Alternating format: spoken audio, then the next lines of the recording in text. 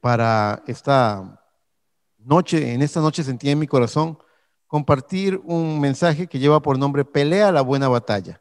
Y para ello quiero invitarlos a que vengamos prontamente a la palabra del Señor, que se encuentra en Primera de Timoteo, en el capítulo, vamos a ver si lo encuentro. Primera de Timoteo, en el capítulo 6, vamos a leer del verso 11 al verso 15, me parece. Gloria al Señor. Dice así, Primera de Timoteo 6:11. Mas tú, oh hombre de Dios, huye de estas cosas y sigue la justicia, la piedad, la fe, el amor, la paciencia, la mansedumbre. Pelea la buena batalla de la fe. Echa mano de la vida eterna, a la cual asimismo fuiste llamado, habiendo hecho la buena profesión delante de muchos testigos. Te mando delante de Dios, que da vida a todas las cosas, y de Jesucristo, que dio testimonio de la buena profesión delante de Poncio Pilatos, que guardes el mandamiento sin mácula ni reprensión hasta la aparición de nuestro Señor Jesucristo, la cual a su tiempo mostrará el bienaventurado y solo soberano, Rey de reyes y Señor de señores. El único que tiene, verso 16 también, el único que tiene inmortalidad, que habita en luz inaccesible, a quien ninguno de los hombres ha visto ni puede ver, al cual sea la honra y el imperio sempiterno. Amén. Bendita sea la lectura de la palabra. Señor Jesús, te pido que tú tomes estas palabras que han sido leídas, Señor, y que tú unges y ministres nuestras vidas de tal forma que toda objeción de pecado, que todo señalamiento del diablo y que cualquier cosa que nos esté haciendo tropezar sea corregida por el poder de la fe y sean enderezados nuestros pasos y nuestro entendimiento hacia ti, Señor. Que podamos caminar hacia la luz que hemos recibido y darle la espalda a la oscuridad y a sus obras. Esto te lo pido en el poderoso nombre del Señor Jesucristo. Amén y amén. Por favor, tomen asiento. Gracias. Bendito sea el nombre del Señor. El tema es pelear la buena batalla, ¿verdad? Y aquí este texto, aquí el apóstol Pablo le habla como un padre le habla a un hijo, le habla a Timoteo diciéndole, pelea la buena batalla de la fe. No cualquier batalla. Y en esta noche yo espero que si algo nos puede servir es que podamos discernir y aprender a distinguir cuáles batallas tenemos que pelear y cuáles no. No estamos llamados a pelear todas las batallas. Tenemos que tener discernimiento, sabiduría y la guianza del Espíritu para saber dónde detenernos y en qué dirección dirigirnos. Porque muchas veces el enemigo es muy hábil para manipular nuestros sentidos y hacernos pelear una batalla que no es nuestra. Piensen en el mismo apóstol Pablo, cómo él pensó que estaba sirviendo a Dios. Y un día en el camino a Damasco, el Señor mismo le apareció y le dijo, Saulo, Saulo, ¿por qué me persigues? Y él estaba sirviendo al Señor. ¿Qué significa eso de que lo estoy persiguiendo? ¿Cómo es eso de por qué me persigues? Me dice el Señor. ¿Quién eres, Señor? Yo soy Jesús, a quien tú persigues. Nota entre comillas, entre paréntesis. Noten que a quien estaba persiguiendo Saulo era a la iglesia, eran los creyentes. Pero Cristo estaba diciendo, tú me estás persiguiendo a mí. Y esto es algo muy personal para Dios. Por eso tenemos que amarnos y cuidarnos y estimularnos al amor el uno al otro. No lastimarnos, no herirnos, no golpearnos entre nosotros, sino amarnos. Ese es el llamado que tenemos de Dios. Ahora, la cuestión clave, cuando hablamos de batallas, cuando hablamos de guerras, la cuestión clave en una guerra es la estrategia. Y la cuestión clave en una batalla es la táctica. Estrategia y táctica son dos cosas muy distintas. Estrategia para considerar todo aquello que se debe ganar, por lo que se debe pelear y no debemos descuidar. Y táctica implica cada pequeño avance que suma en el resultado final. Es decir, yo voy a avanzar por aquí, voy a avanzar por acá, pequeños avances, pequeñas victorias que me llevan a un avance táctico, es lo que quiero decir. La táctica habla de eso. Eh,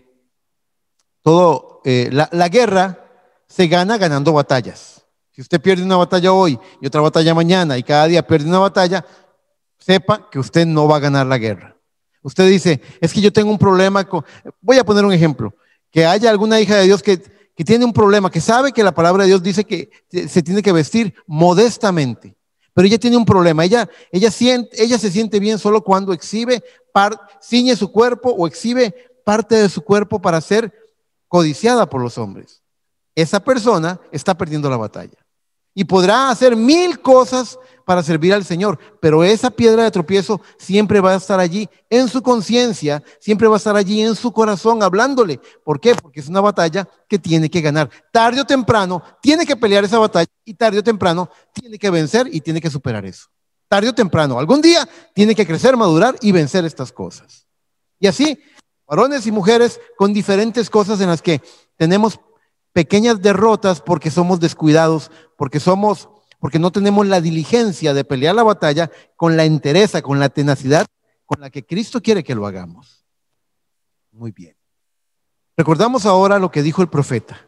El profeta nos dio un principio de discernimiento muy importante. Él dijo, examina tus motivos y tus objetivos. ¿Por qué? Porque si tus motivos y tus objetivos están correctos, conforme a la voluntad del Señor, entonces siga adelante, avance, no se detenga, va bien, siga avanzando, el Señor lo va a respaldar, Dios le va a dar la victoria.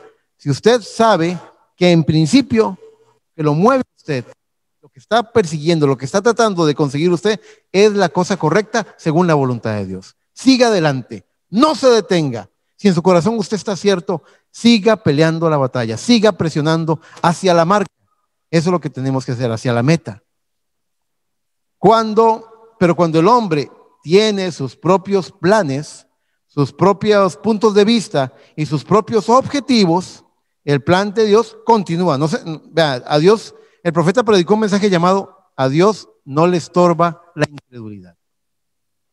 Dios no se va a detener en su plan, Dios sigue adelante, Dios continúa, aunque tenga que hacerse por medio de la voluntad permisiva y aunque tenga que hacer ajustes, Dios se va a salir con la suya. Dios va a lograr su propósito eterno.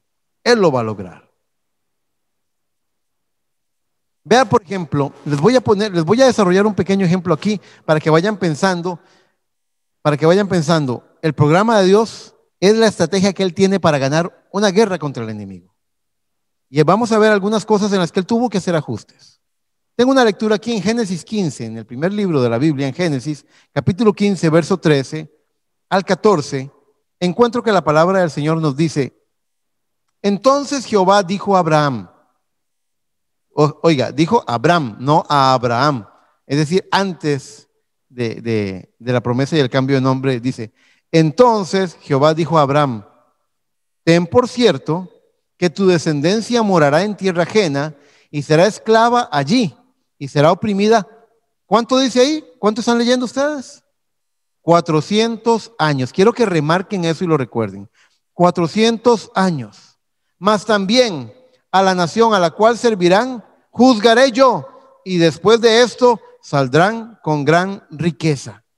Así que nos damos cuenta, en ese texto nos percatamos, gloria al Señor, nos damos cuenta en ese texto de que Dios le está hablando a su profeta, le está revelando a Abraham cuáles son sus planes, qué es lo que quiere hacer.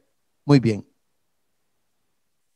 Dice, ahora, quiero que comparen eso con, eso fue el plan. Usted sabe, hay diferencias muchas veces entre lo que ponemos en el papel y cómo termina siendo lo que obtuvimos. Y siempre tenemos que hacer algún tipo de ajuste. Veamos cómo terminó la historia. Vaya por favor conmigo a Hechos 7.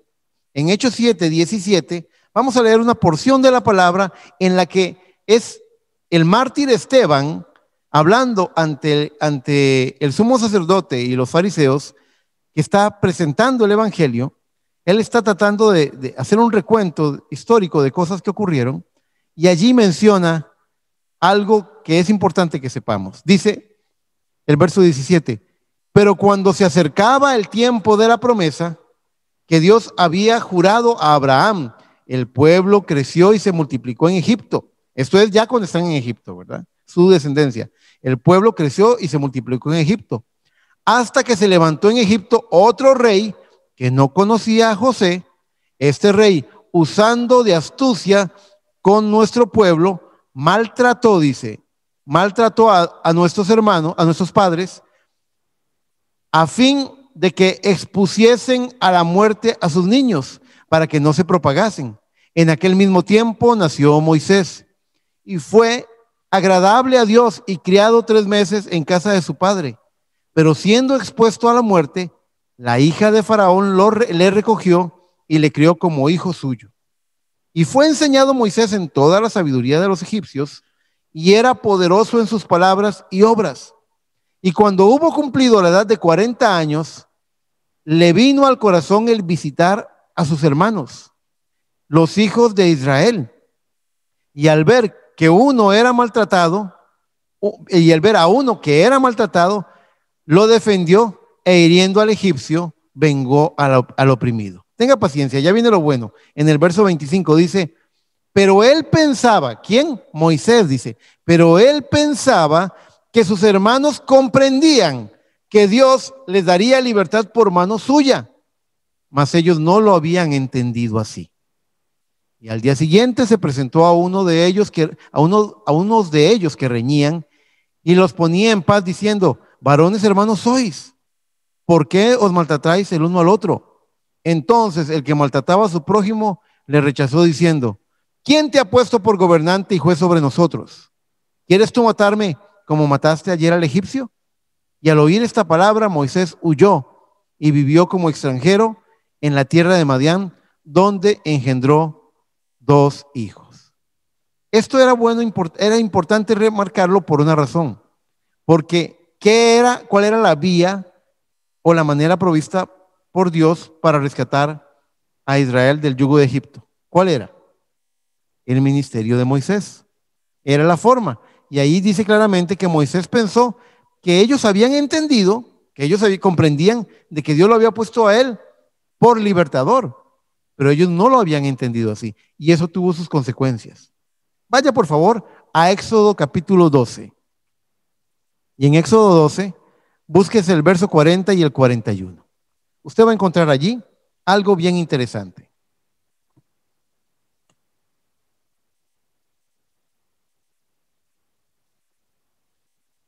En Éxodo 12:40 dice así: el tiempo que los hijos de Israel habitaron, el tiempo que los hijos de Israel habitaron en Egipto fueron, ¿cuánto dice ahí? 430 años. ¿Cuánto había dicho Dios a Abraham que iban a estar? 400. Pero aquí dice 430 años. Y pasados los 430 años, en el mismo día, todas las huestes de Jehová salieron de la tierra de Egipto. ¿A qué se debe eso? ¿Qué fue lo que hizo Dios? El profeta dice que dejó que el yugo de opresión, de esclavitud de Egipto se agravase hasta el punto donde el pueblo empezó a clamar, libéranos, libéranos. Y cuando empezó con ese clamor, entonces envió a Moisés. Pero aquella generación que no aceptó a Moisés como su libertador, aquellos que le reclamaron y le dijeron, ¿quién te ha erigido por juez o gobernante sobre nosotros? Aquellos que le reclamaron, que le reprocharon. ¿Por qué? Porque tenían sus propios planes, sus propios puntos de vista, sus propios pensamientos. Y no estaban acorde al plan de Dios. Esa generación murió como esclava en Egipto. ¿Okay? Sigamos con el desarrollo de este ejemplo para ver lo que es el ajuste también de una estrategia. ¿Qué hizo Dios? Él dejó que el yugo de opresión de Egipto se agravase hasta el punto donde el pueblo comenzó a clamar, libéranos, libéranos.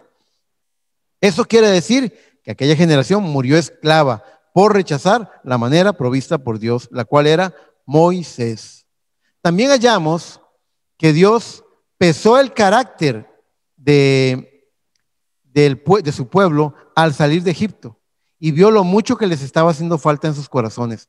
Decía, no, esta gente no tiene el suficiente carácter para todo lo que falta por delante, la obra que yo quiero hacer con ellos, todavía falta mucho. Así que los planes de Dios siguieron adelante, pero él tuvo que hacer un ajuste en su estrategia con su pueblo nuevamente. Ahí mismo, están en Éxodo, ¿verdad? Buscan Éxodo 13 y vean lo que dice los versos 17 y 18. Vea qué interesante. En Éxodo 13, 17 al 18 dice, y luego que Faraón dejó ir al pueblo, Dios no los llevó por el camino de la tierra de los filisteos que estaba cerca, porque dijo Dios, para que no se arrepienta el pueblo cuando vea la guerra y se vuelva a Egipto. Oiga, mas hizo Dios que el pueblo rodease por el camino del desierto del Mar Rojo y subieron los hijos de Israel de Egipto armados. ¿Qué es lo que entendemos ahí? Dijo, este pueblo con nada se va a desanimar. Entonces, y esto es una buena advertencia para los que ministramos la palabra, todos los que predicamos la palabra. Algunas veces venimos y queremos que todo sea tan recto, tan alineado, que venimos y decimos, voy a predicar, y el que no se acomode, que no se acomode y que coma juicio, que lleve juicio porque no se está alineando a la palabra. Y estamos viendo aquí que Dios mismo midió al pueblo y dijo, no, este pueblo se me va a devolver, este pueblo se me va a arrepentir y va a cambiar de parecer. Entonces, en lugar de llevarlo a hacer el tour donde iban a ver a los tremendos gigantes, a los filisteos, a los ejércitos, a las armas que se les oponían, se los llevó por el camino de las maravillas, les separó el mar, la columna de fuego los defendió del ejército de Faraón, la columna de nube les hizo sombra de día y la columna de fuego los alumbró en la noche, les dio el maná, les dio agua de la roca, les dio codornices, vez tras vez los llenó de testimonios de las maravillas del Señor. ¿Para qué? Para que ellos aprendieran a confiar en Dios.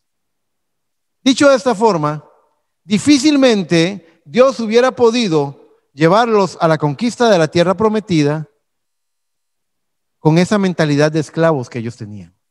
Y muchas veces cuando venimos del mundo o cuando estamos haciendo la presunción de ser cristianos, pero tenemos una mentalidad mundana, tenemos mentalidad de esclavo. Mentalidad de esclavo. El esclavo no se mueve si no lo golpeas. El capataz egipcio, muévete esclavo, muévete. Si no lo golpeaba, ¿por qué? Porque aprendieron por el cansancio, por el calor del sol, por las duras faenas que les tocó vivir, aprendieron a moverse, a ahorrar el esfuerzo y moverse solamente cuando golpearon. Y por eso al principio los mandamientos del Señor es yo Jehová, y hablaba, y todo era muerte y todo era juicio. ¿Por qué? Porque era un pueblo que solamente se movía por palo, por vara, por la faja nada más. Ellos venían, Dios quería hablarle a ellos y ellos se tapaban los oídos y decían, que no hable Dios con nosotros, que hable Moisés con nosotros y nosotros obedeceremos, porque la voz de Dios es terrible, nos mata. Dios quería hablarles a ellos y no podía acercarse a sus hijos. Era un pueblo lastimado, era un pueblo resentido, era un pueblo rebelde, era un pueblo orgulloso, era un pueblo que tenía tantas cosas que arreglar en su vida. Y les digo, cuando las personas vienen a Cristo, a la iglesia, el profeta dijo, el cuerpo de Cristo es el cuerpo más lastimado de todos. Uno encuentra aquí toda clase de traumas, toda clase de complejos, toda clase de luchas, toda clase de cosas que arrastran desde la niñez, que vivieron en su niñez, todo tipo de cosas que estorban a la caminata cristiana. Y entonces uno tiene que, como dice, arrollarse las mangas y empezar a trabajar. Y la forma no es imponiendo, pero sí apelando a la conciencia del creyente.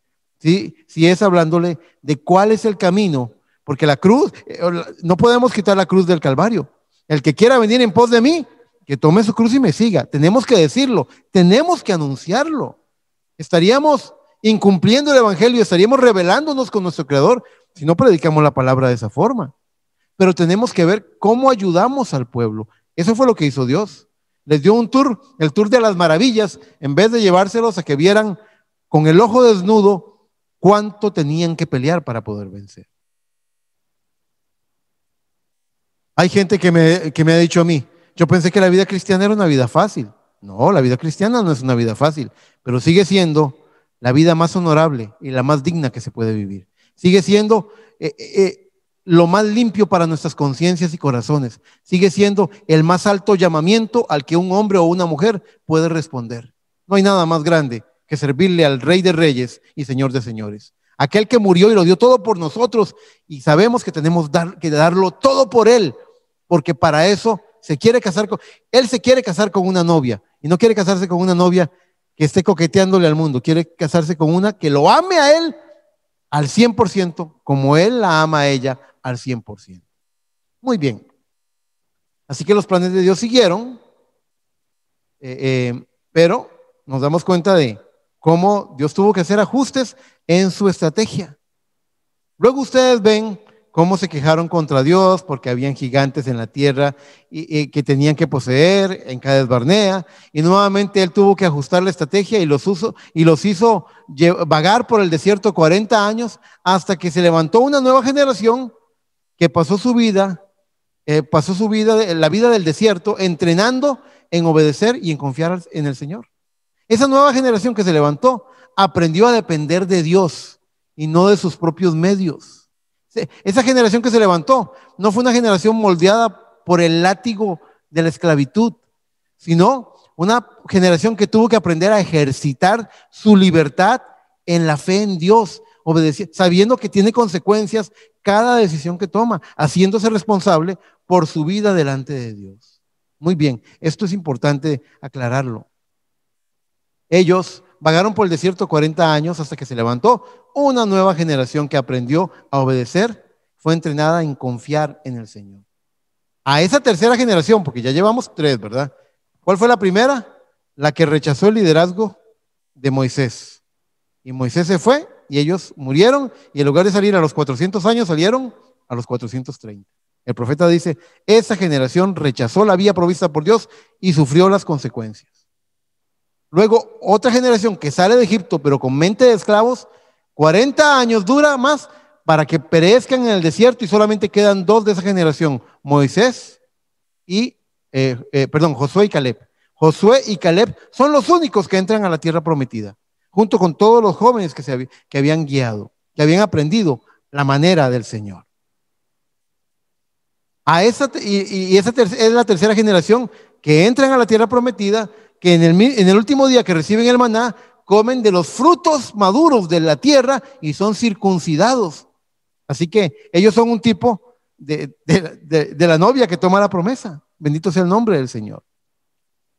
Pequeñas batallas cada día, pequeñas victorias, pequeños avances tácticos, y todo conforme a la estrategia de la perfecta voluntad de Dios. Les repito, la estrategia de la perfecta voluntad de Dios. Esos niños se acostumbraron en el desierto a poner la tierra. Vayan por favor a Números 9. Hay una lectura en Números 9 que me ayuda mucho a poder explicar lo que quiero decirles. Esos niños se acostumbraron en el desierto a poner la tienda y a quitarla, estarla poniendo y estarla quitando cada vez que la columna se movía. Vea lo que dice Números 9:15 en adelante.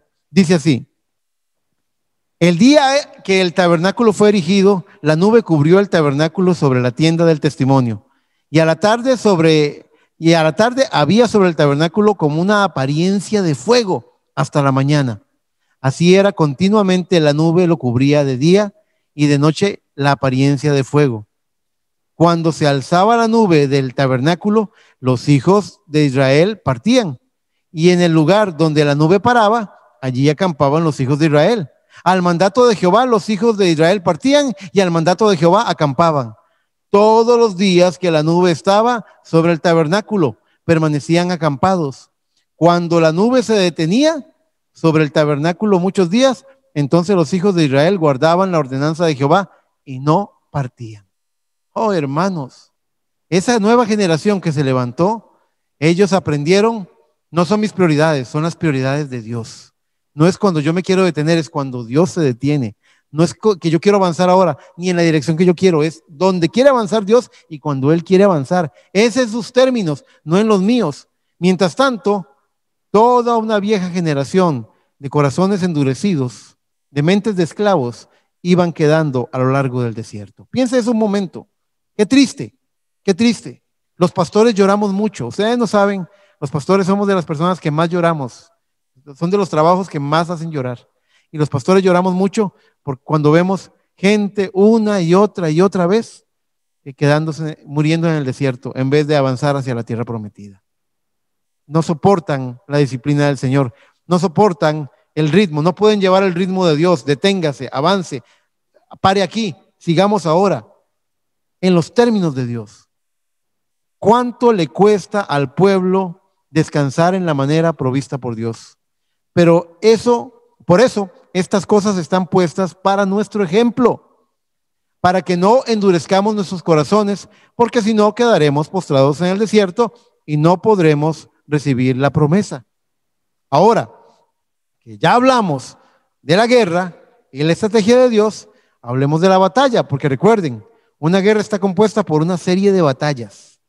Y si usted pierde una batalla hoy, otra mañana y otra pasado mañana, si usted sigue perdiendo batallas, tarde o temprano va a perder la guerra. Usted se va a rendir y va a decir, no, ya, esta guerra está perdida. Pero si usted tiene el cuidado de pelear la batalla hoy y mañana también, y empieza a construir victoria tras victoria, usted va a ganar la guerra. Eso es notorio, eso es prometido según la Escritura. Ahora que ya hablamos de eso, veamos entonces, hablemos de la batalla y sobre todo la batalla individual que cada uno debe librar. Usted forma parte, está peleando la guerra del Señor y somos parte de la estrategia del Señor, esa gran sombrilla que nos cubre, la estrategia de Dios, la voluntad de Dios, la guerra que estamos librando contra el adversario. Pero cada uno de nosotros está librando una batalla en lo individual. Pablo decía, voy a tratar de ir rápidamente aquí. Pablo decía en 1 Corintios 9:24, él dijo, ¿no sabéis que los que corren en el estadio, todos a la verdad corren, pero uno solo se lleva el premio? Corred de tal manera. ¿Cuál es esa manera, hermano Eric? De tal manera significa asegúrese que va a alcanzar la victoria. De tal manera significa que no hay nada que le pueda servir de obstáculo que usted no pueda superar para garantizarse la victoria. Corred de tal manera que lo obtengáis. Todo aquel que lucha, de todo se abstiene. Ve, hermano Eric, ese es el problema. Todo aquel que lucha, de todo se abstiene. Ellos, a la verdad, para recibir una corona corruptible, pero nosotros, una incorruptible. Así que yo, de esta manera corro, no como a la aventura. A la aventura es no sabiendo en qué dirección voy. Un pensador griego dijo una vez, el barco que no sabe a dónde va, ningún viento le favorece. No, usted tiene que saber a dónde va para saber escoger qué viento es el que le conviene utilizar. Así que yo de esta manera corro, no como a la aventura, de esta manera peleo, dice. No como quien golpea el aire, sino que golpeo mi cuerpo y lo pongo en servidumbre, no sea que habiendo sido heraldo para otros, yo mismo venga a ser eliminado. Tremendas palabras de Pablo. Pablo siempre tenía una palabra cierta, una palabra directa al corazón. Bueno, ¿sabían ustedes que los boxeadores, hablemos un momento de pugilismo? Los boxeadores, lo que más les agota a ellos no son los golpes que reciben. Lo que más les agota es el golpe que lanzan y no logran conectar. Cuando golpean en el aire, ese latigazo, ese efecto es lo más debilitante para un peleador. Si manda con toda la fuerza, tiene que haber algo que reciba el impacto, porque si no, el castigo va a estar en sus propios músculos. ¿Sabían ustedes eso? Eso es verdad.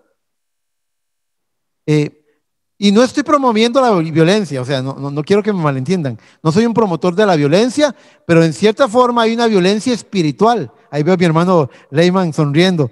Lo que estamos promoviendo, hermano Leyman, es la violencia espiritual. Cuando dijo la palabra, desde Juan, el reino de los cielos es predicado y los violentos lo arrebatan. Ese tipo de violencia, ese tipo de audacia, de valor, de tenacidad para tomar lo que nos pertenece como hijos de Dios. No estoy promoviendo la violencia, pero se aprende mucho de una persona viéndola pelear. ¿Sabían ustedes? Observe, las cosas naturales fueron puestas como un ejemplo para las cosas espirituales. Usted ve a una persona morir y usted aprende mucho de cómo. Ver a una persona morir le dice mucho. Usted puede oír con cuánta paz está dejando este mundo y usted dice, esa persona tuvo una experiencia con Dios. Usted lo oye renegar y insultar, porque hay gente que se muere así. Y usted sabe para dónde va ese corazón. ¿Por qué? Porque está a punto de abandonar este mundo y está mostrando qué es lo que lleva dentro de su corazón. Bueno, ver a una persona pelear es una gran escuela. Uno aprende muchísimo. ¿De veras, hermano? Sí. Por ejemplo, las personas iracundas tiran golpes al aire. Solo manotean, manotazos al aire a ver a qué le dan. Están ciegos por la ira. Y ese puede ser su peor debilidad. Pueden perder la batalla por pelear de esa forma.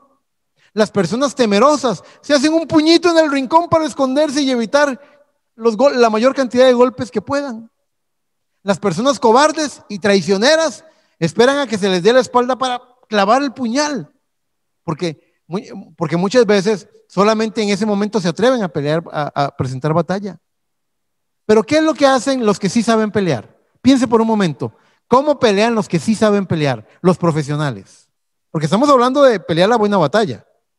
Entonces tengo que traerles una enseñanza en esta noche que les ayude verdaderamente. ¿Cómo pelean los profesionales? Ellos estudian al enemigo, ellos observan, ellos aprenden a protegerse, pero sin retroceder. Ellos levantan la guardia, ellos saben cómo cubrirse de los embates del enemigo. Ellos no golpean al aire, sino que calculan el momento exacto para asestar un golpe definitivo y poder vencer. Ellos no se agotan a sí mismos con excesivos movimientos, sino que se enfocan sus fuerzas en aquello que les va a dar la victoria. Son estudiosos, observan con detenimiento. Hoy es noche de oración. Ojalá usted pueda arrodillarse y meterse aquí adentro de su corazón y hacer un pequeño análisis, observar y decir, ¿cómo se está peleando esta batalla? ¿Cuántos saben, por ejemplo, que el libro de Gálatas y el libro de Efesios son un gran manual de cómo pelear una batalla? Tienen una gran cantidad de ricas instrucciones. Les voy a citar rápidamente varias de estas citas para que vean lo que dice. Pablo dice en Gálatas 5:16, digo pues, andad en el espíritu y no satisfagáis los deseos de la carne, porque el deseo de la carne es contra el espíritu y el del espíritu es contra la carne, y estos se oponen entre sí, o sea, están peleando, estos se oponen entre sí para que no hagáis lo que quisierais. Es decir, que hay dos bandos con dos diferentes tipos de frutos, los frutos del espíritu y los frutos de la carne, y estos tienen batalla, estos tienen pleito, se oponen entre sí. Así que estudia a su enemigo y su estrategia y vigile la carnalidad y sus frutos y sepa reconocer qué es lo que tiene que vencer. Gálatas 5:24 dice, pero los que son de Cristo han crucificado la carne con sus pasiones y deseos. Dice, si vivimos por el Espíritu, andemos también por el Espíritu. Aquí está la táctica de Dios para ganar la batalla. Crucifiquen la carne con sus pasiones. Andemos por el Espíritu. Gálatas 5:26. En Gálatas 5:26 dice, no nos hagamos vanagloriosos, irritándonos unos a otros, envidiándonos unos a otros. Y esto es algo fundamental. Para pelear la batalla se pelea con el de adentro, no con los de afuera. La batalla es aquí adentro, es con el de adentro. El peor enemigo de Eric Chacón se llama Eric Chacón. El peor enemigo de Josué Castro es Josué Castro. Esa es la batalla con la que estamos librando. No, nuestro pleito no es con los de afuera. Efesios 6:10 también trae muchos consejos. Dice, por lo tanto, hermanos míos, fortaleceos en el Señor y en el poder de su fuerza. Casualmente, en la madrugada compartimos una promesa sobre ser fortalecidos en el hombre interior. Antes de ir a la batalla, usted debe fortalecerse para la batalla. Usted ve cómo los boxeadores, los profesionales, entrenan. Ellos tienen una preparación previa para llegar con todo el poder a pelear. Entre a su aposento y busque ser fortalecido en el hombre interior, porque viene el siguiente round. Prepárese, póngase los guantes, alístese, porque el enemigo no está jugando. Si él lo puede matar, lo mata. Si él lo puede tumbar, lo tumba. Él no está jugando. Pelea la batalla. Vea cómo Pablo le dice, pelea la buena batalla. Le está diciendo, ponte los guantes, No te dejes, prepárate para pelear. Efesios 6:11 dice, vestíos de toda la armadura de Dios para que podáis estar firmes contra las acechanzas del enemigo. Si usted se mantiene espiritual, va a ir arropado. No, eso podría ser un solo mensaje. Ya he hablado de la armadura de Dios. No es mi tema en esta noche. Lo estoy acortando y haciendo más simple para llevar la línea que nos inspira. Si usted se mantiene espiritual, va a ir arropado a la batalla con esa atmósfera, con ese escudo de fe y esa espada del Espíritu, que es la palabra de Dios. Efesios 6:12 dice, porque no tenemos lucha contra sangre y carne, sino contra principados, contra potestades, contra los gobernadores de las tinieblas de este siglo, contra huestes espirituales de maldad en las regiones celestes. Es decir, que esos espíritus incitadores, en español, yo creo que el hermano se ha fijado en ese detalle, el hermano Lehman, en español pusieron un mensaje llamado espíritus seductores, me parece, pero la versión original en inglés me parece que lo que dice es inciting, o sea, incitando. Son espíritus que están incitándolo a uno. Estos espíritus incitadores quieren trabajar en su carnalidad atacando su espiritualidad. Repito, estos espíritus incitadores están trabajando en su carnalidad para operar en contra de su espiritualidad. Y hablemos un par de ejemplos. El mal humor, la impaciencia, el orgullo, la envidia, los celos. Todo eso son obras y frutos de la carne. Esos principados incitan su carne en contra de la voluntad de Dios. Déjenme explicarme un poco. Si usted necesita estar lleno de ira para poder hablar y defender, hay gente que es así. Hay gente que traga y traga y traga y traga y traga y no se defiende y no habla hasta que revienta. Y dice un montón de palabrotas, luego se siente mal, luego se arrepiente, luego pide perdón. Si usted necesita ser incitado, estar lleno de ira para hablar y defenderse, usted ha escogido la batalla equivocada. Esa no es su batalla, esa no es la batalla cristiana. La batalla cristiana es, si tu hermano pecare contra ti, ve y díselo. Y usted con humildad y mansedumbre, pero con valentía y firmeza, va y mira a los ojos a su hermano y le dice, hermano, pecaste contra mí, mira lo que hiciste. Si tu hermano te oye, has ganado a tu hermano. ¿Cuál es la intención de hablarle a la persona viéndola a los ojos y con buen espíritu? Ganar el alma del hermano. Ese es el objetivo. Así que aquí no sirve trago y trago y trago y luego exploto. No. Si usted se llena de esa ira y solo así puede hablar y defenderse, ha escogido mal la batalla que tenía que pelear. Si usted necesita ser incitado por la lujuria y la lascivia para tener una vida matrimonial afectiva y cariñosa, la gente casada sabe de lo que estoy hablando, se ha equivocado de objetivos. Esa batalla está equivocada y usted está en derrota al hacerlo de esa forma. Y voy a ser muy claro, hay mujeres o hay hombres que para poder tener cierta afectividad normal, natural con su pareja, necesitan tener algún tipo de estímulo exterior. Eso no debería ser así. Eso está incorrecto. Por eso Internet está lleno de pornografía y las calles están llenas de vulgaridad. Nosotros, los cristianos, hemos sido llamados a una vida distinta y diferente. Si usted encuentra ánimo, voy a hablar de ánimo. Si usted encuentra ánimo para esforzarse por sus metas en la vida, cada día para hacerlo mejor, suena bien, y ganar más dinero o tener mejores cosas que aquel por quien usted siente celos y envidia. ¿Vieron qué diferente? ¿Vieron cómo cambia la cosa? ¿Qué es lo que quieres hacer? Trabajar muy duro, estudiar mucho, coronar mi carrera, alcanzar mis metas, porque le quiero ganar a ese que me cae mal y al que le tengo envidia. ¿Qué les parece ese objetivo? No, ¿verdad? Ese objetivo, usted ha sido engañado por el enemigo y está perdiendo su batalla.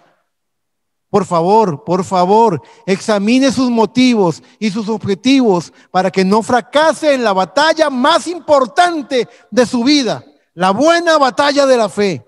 Sea espiritual, manténgase puro, tenga un espíritu limpio y sea una persona noble. Yo prefiero ser llamado manso que iracundo. Se los digo, delante de la palabra, yo prefiero ser hallado manso que iracundo. Yo escojo ser considerado limpio de corazón que ser llamado Don Juan, galán, conquistador. Yo escogería 1000 veces más, dijo David, los atrios de la casa de Jehová, mi Dios, en vez de estar en las moradas de maldad. Así lo dijo David. Una morada de maldad no solo es la cantina o el motel donde se va a cometer adulterio, no. También es aquel corazón donde moran esos espíritus incitadores y también la carne que lo sustenta, la carne que alimenta a esos espíritus, también lo es. Son moradas de maldad. Con razón, el profeta dijo que antes de tener un avivamiento necesitamos una matanza primero. Hay tanto que debe morir, hay tanto que debe ser vencido. Ahora, tome el escudo de la fe, empuñe la espada del Espíritu, que es la palabra de Dios, y reconozca cuál es su enemigo. ¿Cuál es mi enemigo? Eric Chacón. No le voy a echar la culpa de todo al diablo. El diablo está haciendo su estrategia. Pero ¿quién le permite al diablo avanzar con su estrategia? ¿Quién le abre la puerta a esos espíritus incitadores? Sino uno mismo el que lo hace. Usted, como aquel pueblo que creció en el desierto y que aprendió a obedecer a Dios y que aprendió a confiar en Dios, usted tiene que hacerse responsable de su vida espiritual y saber que todo me es lícito, pero no todo me conviene. Tome el escudo de la fe, empuñe la espada del Espíritu, que es la palabra de Dios, y reconozca cuál es su enemigo, reconozca cuál es su batalla y pelee la buena batalla de la fe. Finalmente, usted sabrá que ha peleado, que de verdad ha peleado esa batalla de la fe, cuando usted pueda ver a Cristo resucitado, hablando por sus labios o usando sus manos para trabajar, para actuar, amando, perdonando con todo su corazón humano, Dios usándolo a usted como un instrumento. Las palabras que Cristo ponga en su boca, hermano o hermana, hablan de la batalla que se ha peleado. Son 3 cosas, hay 3 esferas, porque Dios nos dio cuerpo, espíritu y alma. Dios nos dio 3 esferas y en esas 3 esferas hay algo que hacer. Hablando del corazón, hablando de la mente, hablando del cuerpo, Cristo dijo, Pablo dijo en 1 Corintios 2, dijo, mas nosotros tenemos la mente de Cristo. Si hay algo digno de alabanza, Filipenses 4, si hay algo de buen nombre, si hay algo digno de elogio, algo puro, bueno, si hay virtud alguna, en esto pensad. Es decir, usted no tiene permiso delante del Señor de tener esos pensamientos. El profeta decía, a veces los cristianos se sueltan. ¿Qué significa se sueltan? Que se sueltan a la carne y van y alimentan sus apetitos, sus pensamientos.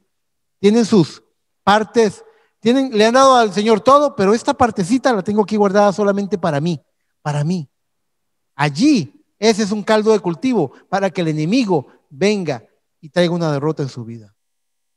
Entonces, usted puede ver la batalla que ha peleado cuando su pensamiento sea el pensamiento de Cristo. Porque tenemos la mente de Cristo, dice la Biblia. ¿Se imagina la mente de Cristo codiciando con lujuria? ¿Se imagina la mente de Cristo envidiando o teniendo celo carnal? ¿Se imagina la mente de Cristo sintiendo odio por una persona? ¿Se imagina usted la mente de Cristo teniendo esa clase de pensamientos? No lo podemos imaginar. Si usted tiene la mente de Cristo, se va a mantener puro, se va a mantener espiritual. También dice la palabra en Filipenses, mi libro favorito del Nuevo Testamento, dice, haya pues en vosotros este sentir que hubo en Cristo. Tenemos que tener el sentir de Cristo, movernos por el sentir de Cristo en nuestro corazón. El sentir de Cristo no me va a decir que si yo me enojé con la hermana Andrea, mantente orgulloso, no le dé la razón, no tuerzas, no cedas, enójate con ella, guarda el rencor. Ese es el sentir de Cristo. No, Cristo no haría algo así. Tenemos que tener el sentir de Cristo. Y finalmente, teniendo la mente de Cristo y teniendo el sentir de Cristo, el corazón de Cristo, lo que nos queda es cumplir San Juan 14:12. El que en mí cree, las obras que yo hago, él también las hará. Usted teniendo el pensar, teniendo el sentir y teniendo el actuar de Cristo. Ahí le puedo decir, se ha peleado la batalla y se ha ganado y se gana todos los días. Yo a Eric Chacón lo tengo que vencer hoy y mañana en la mañana cuando me levante lo tengo que volver a vencer. Por eso Pablo decía, yo muero cada día. Ya no vivo yo, mas Cristo vive en mí. Pero eso lo podía decir después de haber vencido a Pablo. Después de que Eric venza a Eric, puedo decir, ya no vivo yo, ahora Cristo vive en mí. Teniendo el pensar de Cristo, teniendo el sentir de Cristo, teniendo el actuar de Cristo, eso no se obtiene, les digo algo, tengan paciencia, eso no se obtiene al principio de la batalla, eso se obtiene al final de cada batalla. Si usted tuvo una batalla hoy, al final la cosecha es ver a Cristo en su vida.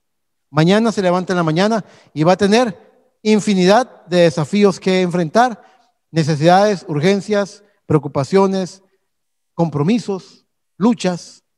Pero cuando usted lo haga a la manera de Cristo, con el pensar, el sentir y el actuar de Cristo, al final usted va a hacer un examen y se va a dar cuenta.